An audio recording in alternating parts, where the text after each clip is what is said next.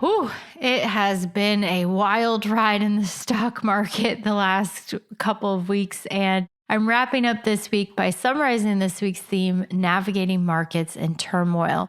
In case you missed any of the episodes this week, I talked about, is it going to get worse? Can you handle a bear market? Should you be making changes to your portfolio? What can you be doing? Like, what are the things within your control that you can be doing? And where are the opportunities? And how can you identify and take advantage of those opportunities?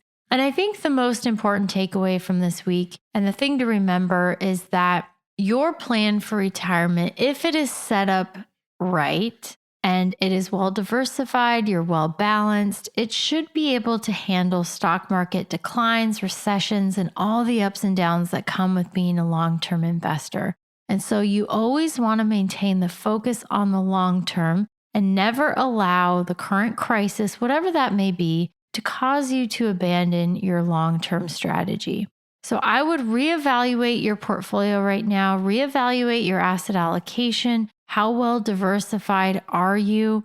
Because there are usually time periods during volatile markets where you have a recovery. It could be a permanent recovery where things turn around and the correction resolves itself, or it could be a temporary reprieve in a worse bear market. No, I don't know which. I really don't. And so because no one knows, we have to take those opportunities when things calm down to reevaluate and potentially make some changes.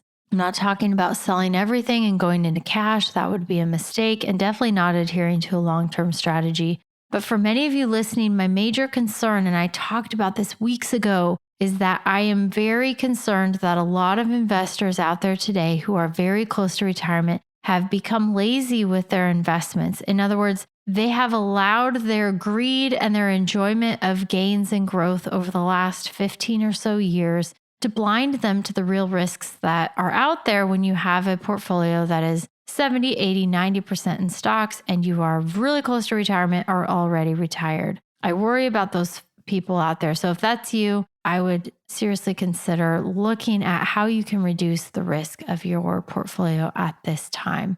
All right, if you're enjoying the podcast, if you're getting value from this, be sure to subscribe and follow. So I don't want you to ever miss an episode. I'm here every day, and I would like you to be here every day if you are getting value from this. Also, leave a review. Your feedback helps me improve the podcast. It also helps new listeners find the show. And if you have a friend or family member who's also getting close to retirement, be sure to share the podcast with them. And if you're interested in learning more about working with me, you can check out my website, truenorthra.com. There you can book a 15-minute call with me. It's free. It's completely free. You and I can chat and we can talk about whatever is on your mind related to retirement. I'm happy to talk about anything on your mind. I love hearing from listeners. No strings attached. If you want to tell me a 15-minute story about your dog, great. As long as you don't mind me checking my email while you're talking. All right, so tomorrow I'm starting a brand new theme. It's been on the agenda for weeks now, but the market hit that rough patch, and I just thought it was much more important to cover the current events. So next week, I'm hoping to finally get to the theme that I planned to cover like a month ago, and that is too good to be true, how to spot and stop financial scams before it's too late. God willing, I'll finally get to that topic next week.